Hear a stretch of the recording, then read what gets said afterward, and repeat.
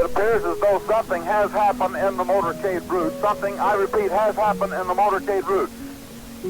From Dallas, Texas, the flash, apparently official, President Kennedy died at 1 p.m. Central Standard Time, 2 o'clock Eastern Standard Time, some 38 minutes ago.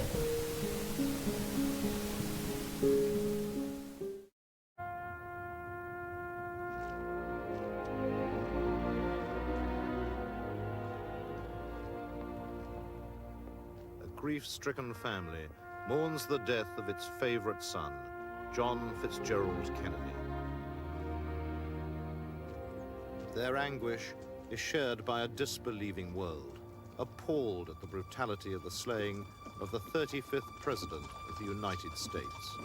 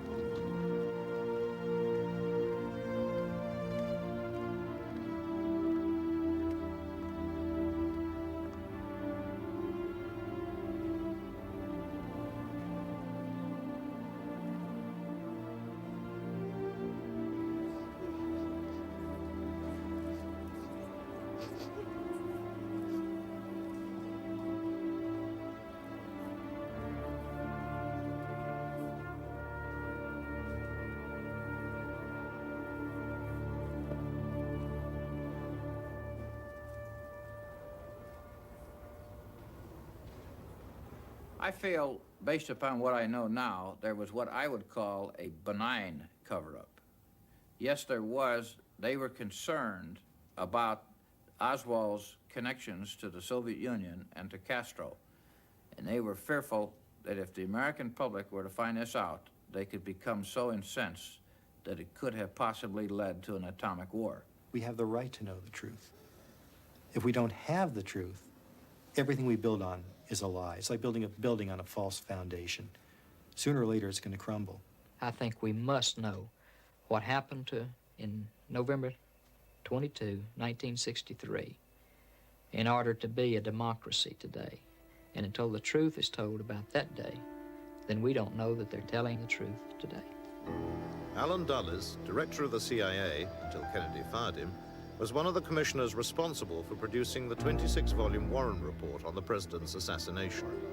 The American media were glowing in their praise of the report that concluded Lee Harvey Oswald was alone responsible. It was only under closer scrutiny that the superficiality of its findings became clear.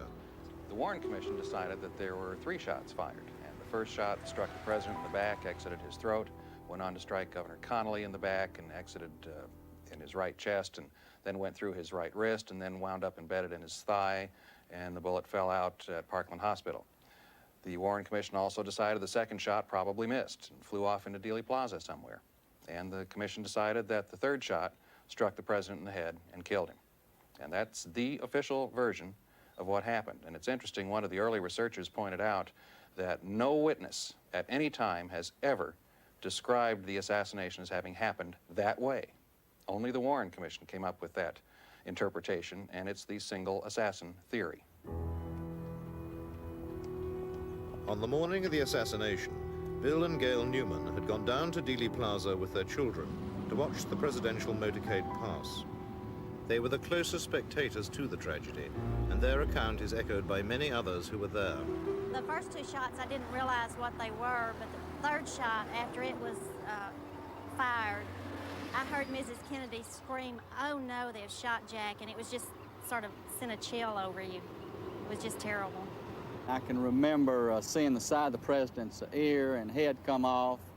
I remember a flash of white and the red and just bits and pieces of flesh exploding from the president's head. At that time, I turned to Gail and said, "That's it, hit the ground." And we turned and hit the ground and covered our children. When the third shot was fired, I thought it came from directly behind towards the grassy knoll behind me. I base that primarily on the third shot, from what I saw of the side of the president's head coming off and from the sound of the rifle, the report of the rifle. As the official story started coming out and hearing that the shots came from the building, these witnesses started to doubt their own ears. So as the days went by, fewer and fewer of these witnesses would come forward because they just all of a sudden weren't really sure about what they had heard. They were convinced on November 22, '63 that at least one shot came from the front. But by 4 or 5 days later, then they weren't sure and they didn't come forward at all. Mary Woodward was a junior reporter on the Dallas Morning News who had joined the lunchtime crowds in Dealey Plaza to watch the Kennedy motorcade. She was the journalist closest to the tragedy and rushed back to her office to file the story in a state of great consternation.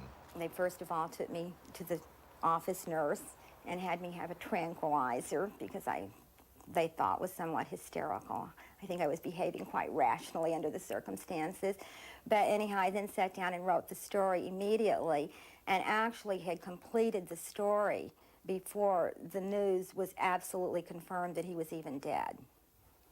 So the story was absolutely my own impressions. It was not from anything anyone had said or what I had read or heard. Some things I have often said I would hate to swear before a court of law or before God, but one thing I am totally positive of in my own mind is how many shots there were, and there were 3 shots. The second 2 shots were immediate. It was almost as if one were an echo of the other. They came so quickly. The sound of one did not cease until the second shot. With the second and third shots, I did see the president being hit. I literally saw his head explode. So I felt that the shots had come, as I wrote in my article, from behind me and to my right, which would have been in the direction of the grassy knoll and the railroad overpass. Because it contradicted the sole assassin theory, Mary's eyewitness account was quickly pulled and her version discounted. Civic leaders, responsible people, whether it be the mayor, the managing editor of the paper, almost felt it a responsibility to kind of not rock the boat, perhaps. The neat answer was the version that came to be the most widely accepted, that there were 3 shots and they had all come from the school book depository building and they were all fired by Lee Harvey Oswald. We do know that the FBI, as the official investigative body for the Warren Commission, apparently collected all the possible evidence it could find that indicated Lee Harvey Oswald did it and did it alone. Other evidence that pointed to perhaps other people or other locations for shooters was either ignored or deemed to be mistaken or misinterpreted. I was interviewed by the FBI, but I did not testify before the Warren Commission. It's my understanding the reason I did not go before the Warren Commission was because in my statement that I thought the shots came from directly behind implied the shots were coming from the grassy knoll. This is something apparently the Warren Commission did not want to hear. They wanted to keep the direction of the assassination in the direction of the school book depository.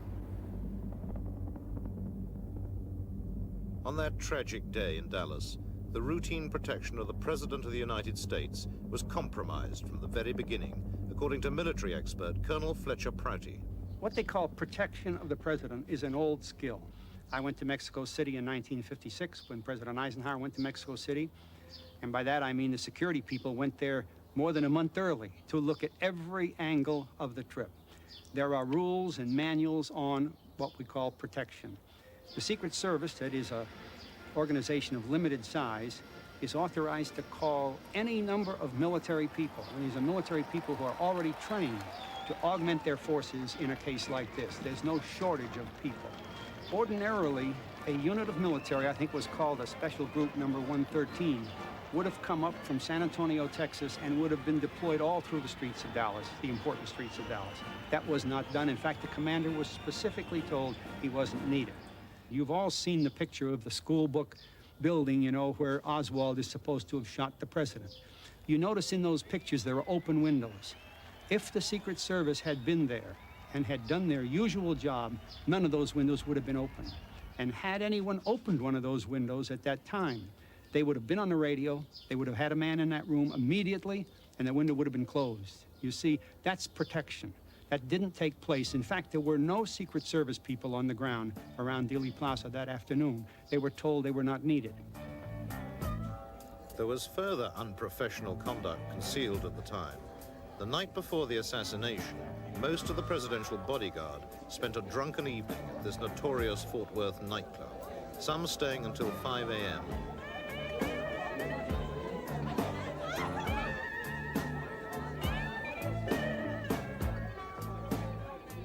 Drinking alcohol while on a tour of duty contravened all Secret Service regulations. It could well explain their failure to react when the deadly shots strafed the presidential car only hours later in what was to be a classic ambush.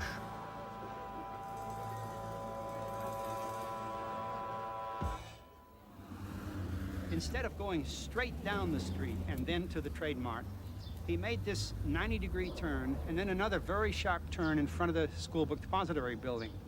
Now, the Secret Service have rules against that. The rules are that if the car is slowed down below 44 miles an hour, you must then protect it fully in other ways, such as not digressing and going around corners and all that, because when you slowed him around that corner, you opened up field of fire from 3 directions, behind him, to the side, and from in front. And of course, he was killed right in that position that had been set up by the selection of that route. To this day, the gruesomeness of Kennedy's killing haunts those who were closest to the president.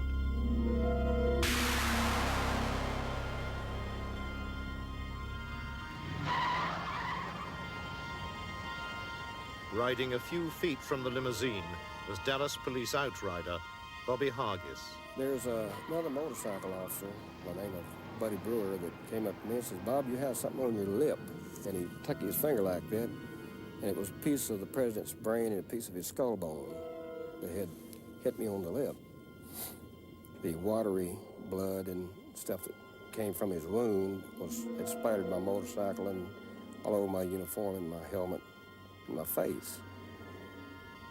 And all of us felt real bad. Every single soul in the police department felt bad. And you could tell it by just looking at them. That's why I had all the bad dreams. One of the nightmares is as we're turning off of Main Street onto Houston Street, I can see up at the school book depository, I can see something shiny in one of the windows. And then the shine goes off and becomes a gun barrel. And I turn around on my motorcycle to try to tell the Secret Service people that there's something up there, and I scream and I yell and they don't hear me. And I do this all the way until the president gets shot and no one hears me.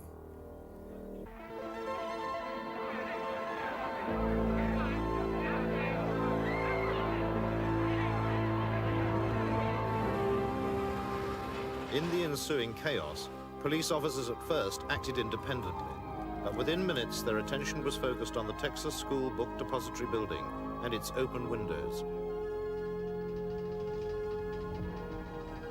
All the floors were systematically searched, but the first hard evidence was discovered in the southeast corner of the 6th floor by Dallas Police Detective Luke Mooney. Immediately saw the area with some books had been stacked up and the window was half open. Now this window was not all the way open, it was only a half pane open, which is something of this nature, high up off the windowsill. And I spotted the spent cartridges. They were lying approximately in this position. The first one was here, the second one was a foot or so from the other one, and then the third one was over in this approximate position, which the open window was like this, more so to speak, but it's an angle. I secured the area and let no one into that particular spot where the sniper's nest was, where I had seen the spent shells, and someone brought the message up that the president was DOA, was deceased. And at that time, you could have heard a pin drop. You talk about touching your heart, it did.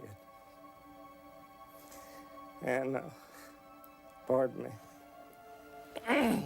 we were standing there talking and trying to reach our composure, and this wasn't brought out in the statement that there was a book there, and she looked over at it, and the was open, and why on this face of this book was about this size was a picture of Christ, and it says, "Christ leads the way."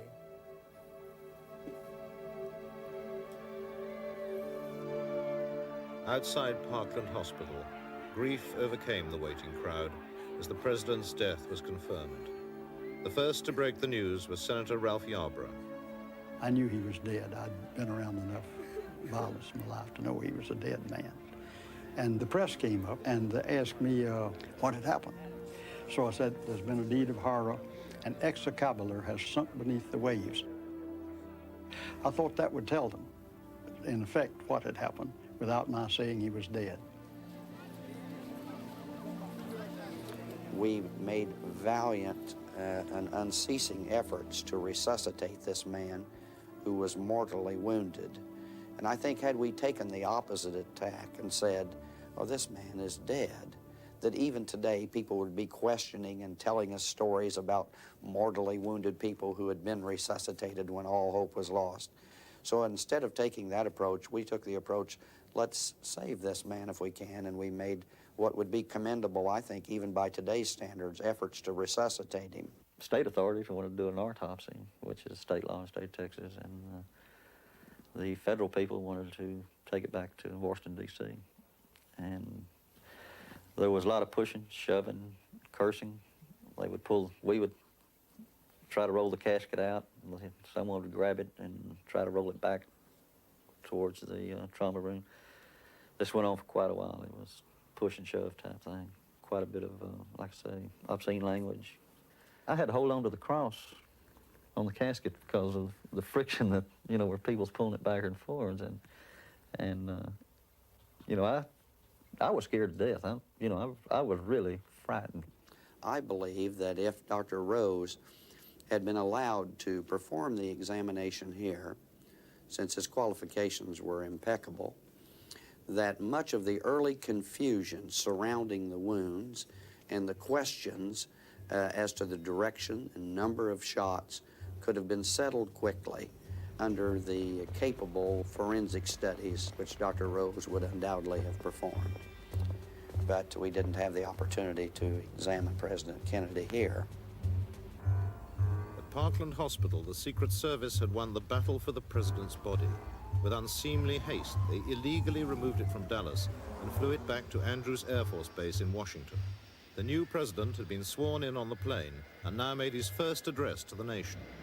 I know that the world shares the sorrow that Mrs. Kennedy and her family bear. But as Kennedy's coffin was unloaded into a hearse in full public view, it seems his body was surreptitiously being removed from the far side of Air Force One and taken away by helicopter. I ask for your help and God. Its most likely destination was Walter Reed Army Hospital for a covert examination of the president's wounds and the removal of his brain. This prevented a proper investigation of the fatal headshot at the official autopsy. Only a 5-minute flight from Walter Reed, the helicopter pad at Bethesda Naval Hospital, where the autopsy team awaited the arrival of Kennedy's body. Medical technician Paul O'Connor was there. I remember it being about 8 o'clock in the evening that we heard helicopters. I heard helicopters. And it sounded to me like there were 2 helicopters. Couldn't tell where they were coming from or where they went, but it sounded like they were landing. A few minutes later, the door burst open in the back of the hospital, and in came 6 or 8 men carrying the casket. America's finest forensic pathologists were not appointed to perform the autopsy of the century. Instead, naval career men with meager experience of such work were chosen. As forensic pathologist, Dr. Cyril Wecht explains. Humes and Boswell were in charge of hospital pathology at Bethesda, just like hospital pathologists in civilian life. They had had no formal training or experience or practice in forensic pathology.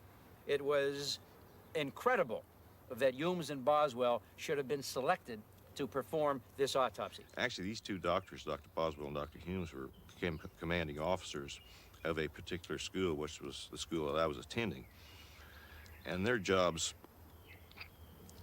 in those days was more administrative than it was actually laying the hands on to people to do autopsies and such. I'd never seen them do autopsies all the time that I was there. As a matter of fact, I never even saw them ever come in the morgue. There were, we know, about 33 people officially logged in the autopsy room that night. We know that there was an admiral, there was a general, there were FBI and Secret Service people. And these people, Humes and Boswell, were career military people, just a couple of years shy of retirement. They were not about to stand up and say to their superior officers, we're going to do it our way. No way would they say that. There were kind of mysterious civilian people in civilian clothes were there. It seemed like they commanded a lot of respect and attention. Sinister-looking people. That they would come up and look over my shoulder, or look over Dr. Boswell's shoulder, and run back, and they'd have a little conference in the corner. And then all at once there's nowhere comes down and says, stop what you're doing and go to the other procedure. And that's the way it was all night. And we just jumped back and forth, back and forth. There was no smooth flow of the procedure at all. So we see that Humes and Boswell were indeed controlled, and we know from their own records that they, Humes and Boswell, were not professionally competent and expert in the realm of forensic pathology. And that's how you got a botched, horribly inadequate, inept, inadequate, superficial medical legal autopsy in the case of John F. Kennedy. But manipulation of the evidence did not end with the legal autopsy.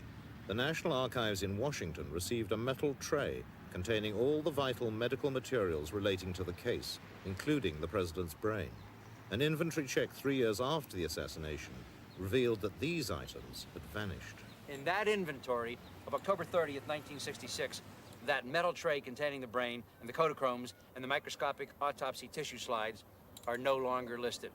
So somewhere between April of 65 and the end of October 66, these things were literally taken, illegally, stolen, removed from the National Archives. And to this day, as we sit and talk, nobody in the United States government has ever accounted for these missing items. Can you imagine?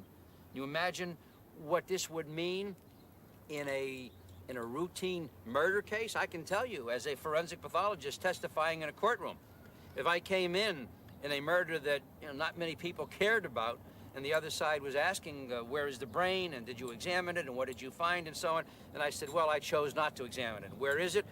Can you examine it today, or our experts want to examine it? Well, I don't have it any longer. It was discarded, or so on. You know what would happen to that case, probably? The judge would throw it out of the courtroom. But in this case, the government hasn't been concerned, and my colleagues in forensic pathology were not concerned. And yet there's not one of them would ever tolerate that kind of aberrant, unacceptable, unethical, immoral, and illegal procedure or policy in his own office. Not one of them. But in this case, it just rolls off their back, along with the acceptance of the single bullet theory and all the other things. In the confusion following the assassination, the police arrested a dozen suspects in and around Dealey Plaza. All were later released. 3 of those taken into custody were discovered in the marshalling yards close to the book depository, hiding in a railroad boxcar which was about to leave the area. No official record exists of who they were or what they were doing, yet their arrest was widely photographed by the press. They have become known as the 3 Tramps. It was determined in late 1970s and early 1980s that one of the 3 tramps, the taller of the 3, bore a striking resemblance to a man by the name of Charles V. Harrelson, who was convicted of killing a federal judge in San Antonio, Texas. A man who claims to have killed at least 5 people previously, has been tried for some of those, and a man who has all of the right connections. Charles Harrelson is one of America's most notorious criminals. He's currently serving a life sentence for murder in a maximum security jail. On November 22nd, 1963, I was with a friend at 12:30 in the afternoon having lunch at a restaurant in Houston, Texas. It wouldn't be the first time I've been accused of being somewhere I wasn't, and it probably won't be the last. But no, I did not kill John Kennedy. He's connected to organized crime figures, the Dallas underworld, Santos Trafficante, Carlos Marcello, R.D. Matthews, considered the strong-arm man in Dallas in 1963, and Ruby claimed that he was his best friend. So you have all of these connections, and though they don't say specifically, hey, Charles Harrelson is guilty of participating in the murder of the President Kennedy, but there is significant evidence that would make, I think, any investigator want to look at Mr. Harrelson very, very closely. That is a photograph of one of three so-called tramps who were apprehended and then mysteriously disappeared on the day of the Kennedy assassination. And the fellow was, I'm told, at one time positively identified as myself, which is ludicrous if you look at the man. I was 25 the day Kennedy was assassinated, and I would say that gentleman is probably in his mid to late 30s at the very least. But the facial structures isn't even close. Mr. Harrelson's photograph was given along with the tall tramp photographs to forensic anthropologists, two independent bodies or people, and they came back with a report that there was a 90 to 95% probability that the photograph of the tall tramp arrested in connection with the president's killing and Charles V. Harrelson arrested for the death of a federal judge were one and the same. Now that's amazing, isn't it? I would say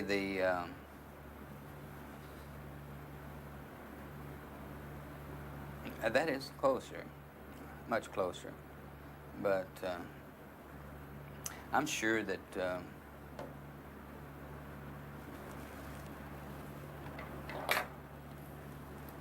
here again, the person is probably in his 30s, and the brow ridge isn't the same here, but it does look it looks a lot more like me, I would say, this view than does the other.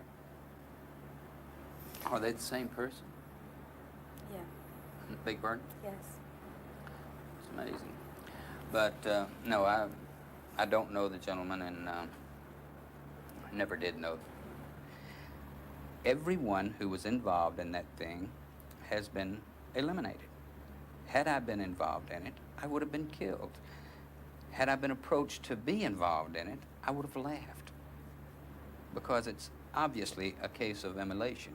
You're going to destroy yourself by doing something like that, because the agency involved in carrying out this assassination cannot have someone with first-hand information regarding the assassination.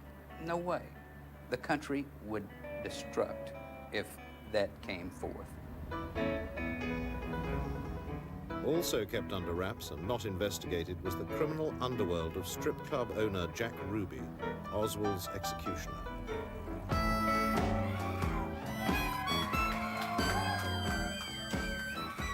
Vital areas of his illicit operations in Dallas, New Orleans, and Cuba went unexplored by the Warren Commission. But Ruby's twilight world held many of the secrets behind the assassination. At Parkland Hospital, minutes after the tragedy, one member of the press corps who knew Jack Ruby well was to have an extraordinary encounter. Reporter Seth Cantor. Just after I entered, there was a group of nurses and doctors standing around with a lot of concern, and Jack Ruby came up to me.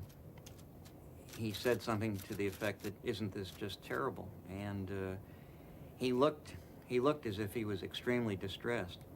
I shook hands with him, and I had known him previously.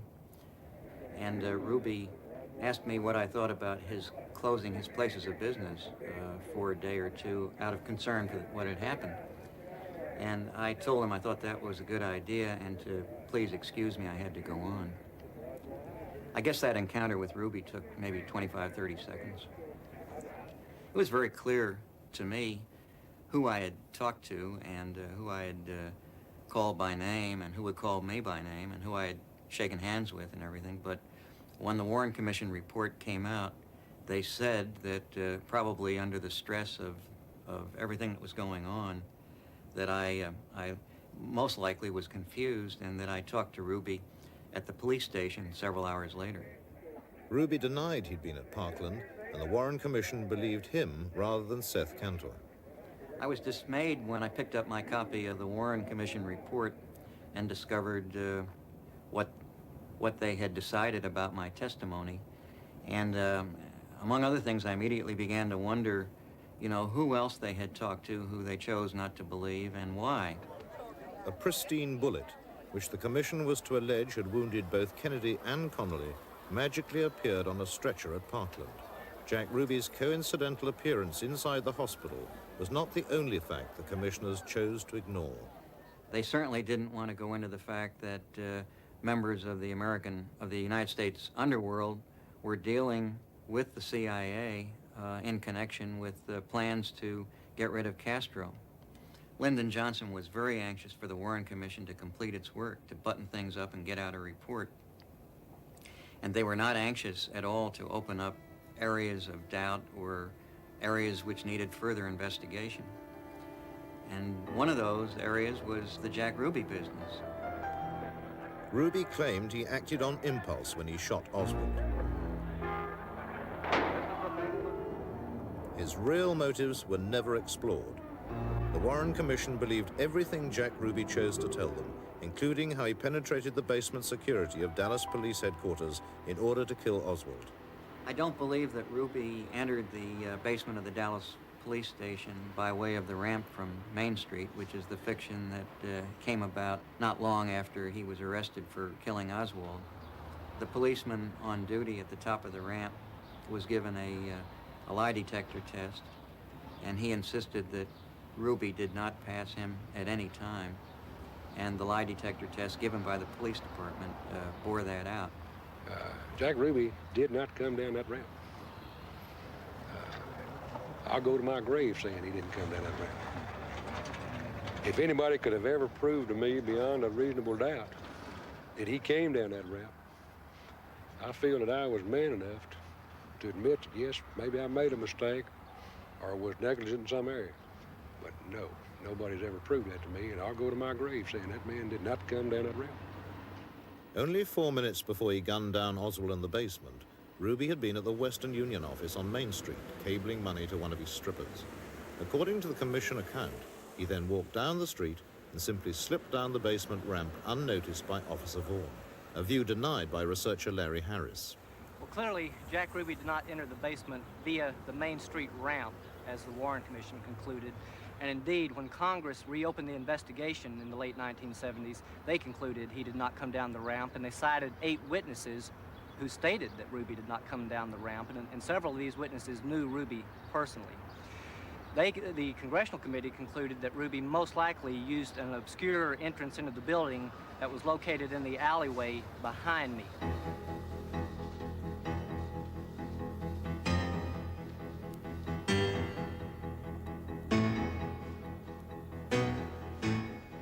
From there, he would have proceeded into the lobby to an unlocked door that led directly into the basement. He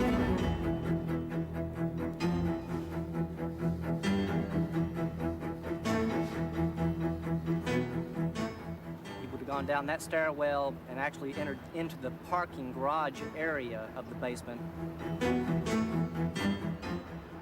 and proceeded toward the railing, up through the railing and into the spot where he was standing when he lurched forward to shoot Oswald.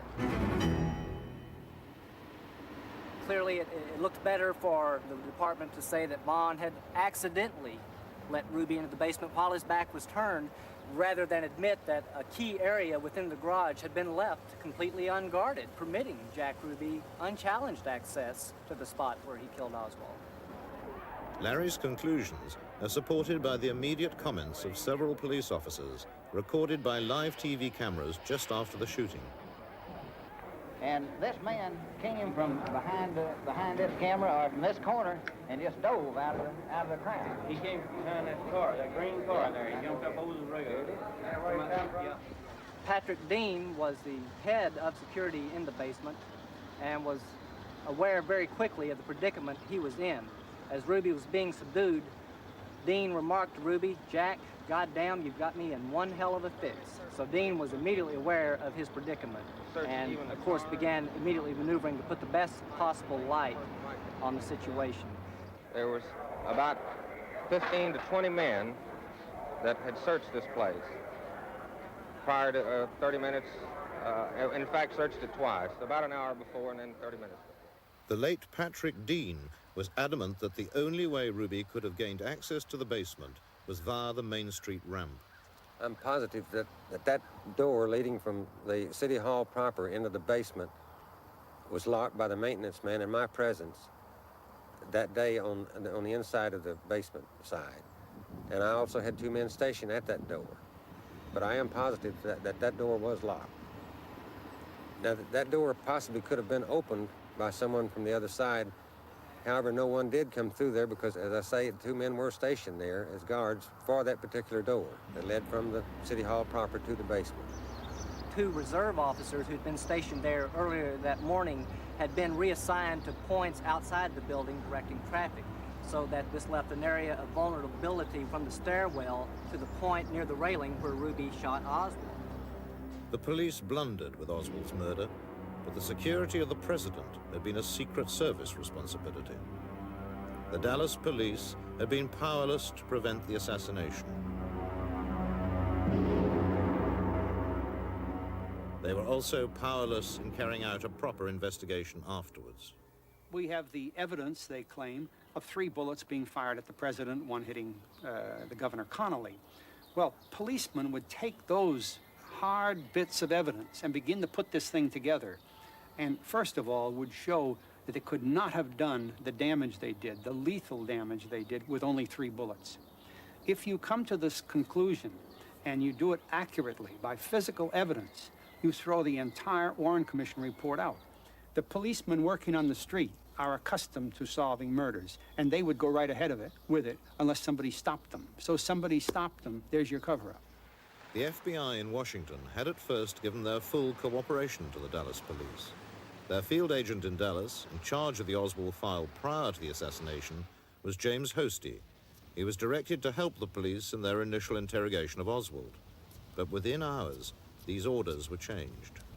I was approached by one of the senior agents from the counterintelligence squad and was told that there were now new orders and I was not to talk to Oswald anymore and I was not to cooperate with the police department in any manner concerning Oswald's background.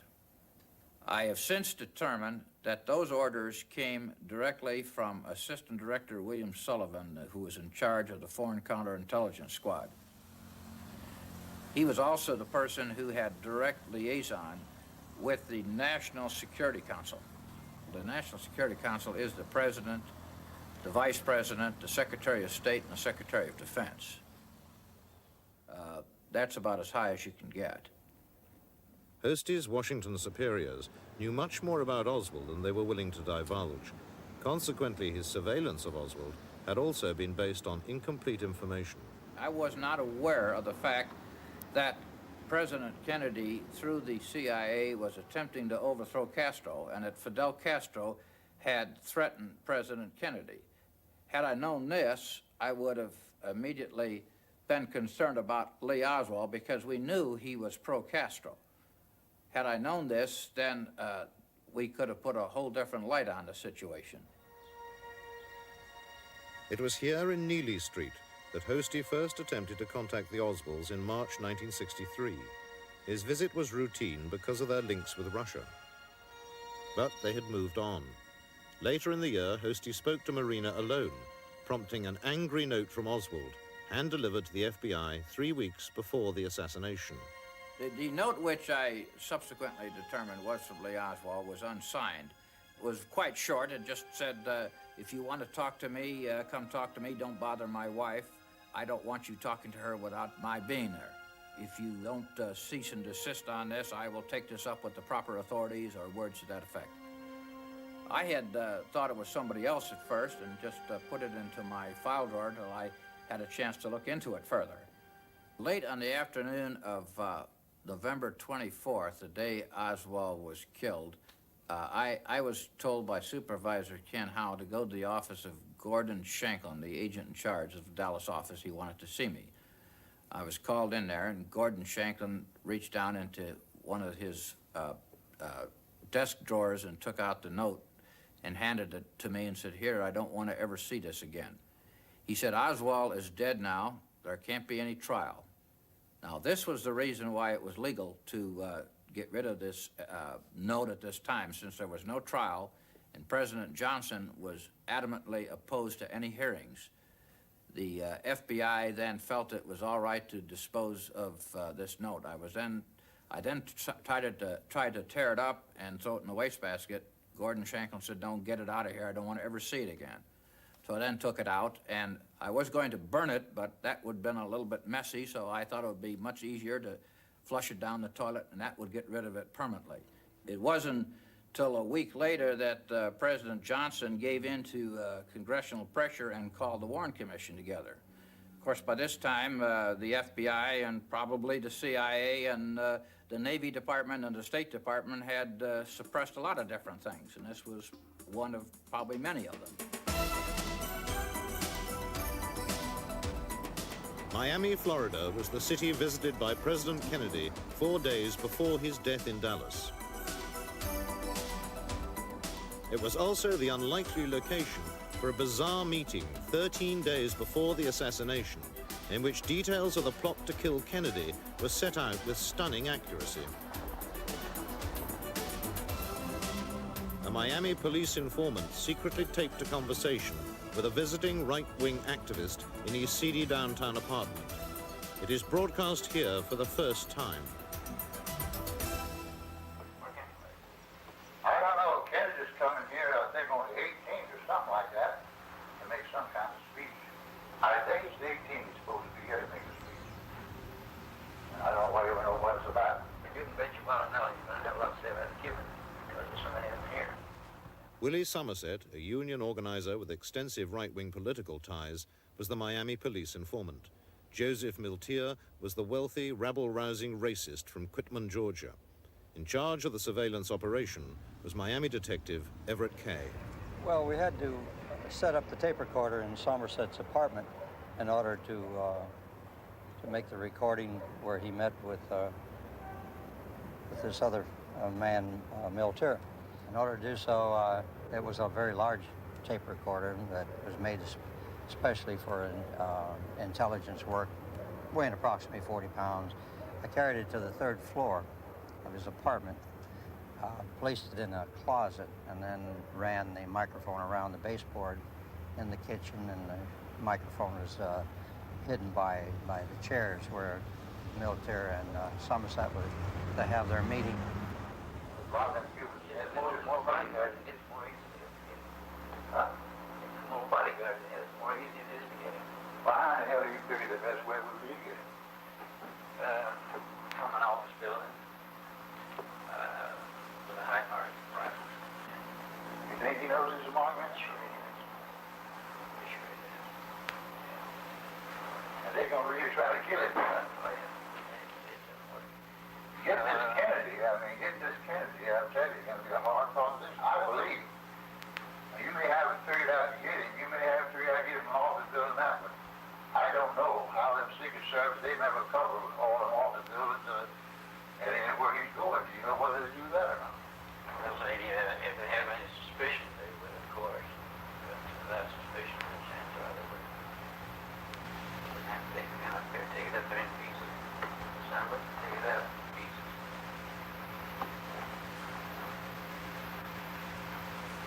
All those guns come out now and you can take them apart. Astoundingly, the conversation came up that this man wanted to know how many people that President Kennedy had that was his look-alike that went with him. And our informant wanted to know why, and he said, well, there was plans to assassinate him. The further conversation on the tape revealed that the assassination was to take place from an office building with a high-powered rifle. There is no particular city mentioned, nor was there any particular person mentioned that was to do the assassination. The tape was made on November the 9th, and John F. Kennedy, President Kennedy, was due in Miami on the 18th of November of 1963. So the close proximity of the tape being made and his visit made quite a few changes in the security. They changed the motorcade, and I believe that he was helicoptered, and rather than have a motorcade. Additional men were secured. Everyone was made aware that there may be a problem, so there was a drastic change in the procedures. He wasn't as accessible in this city as he might have been in the past. Boy, if that Kennedy gets shot, we gotta know where we at. Yeah, but you know, boy, that would be a real shame if they do that. There wouldn't be any stone unturned there. Oh, no way. Oh, hell no. And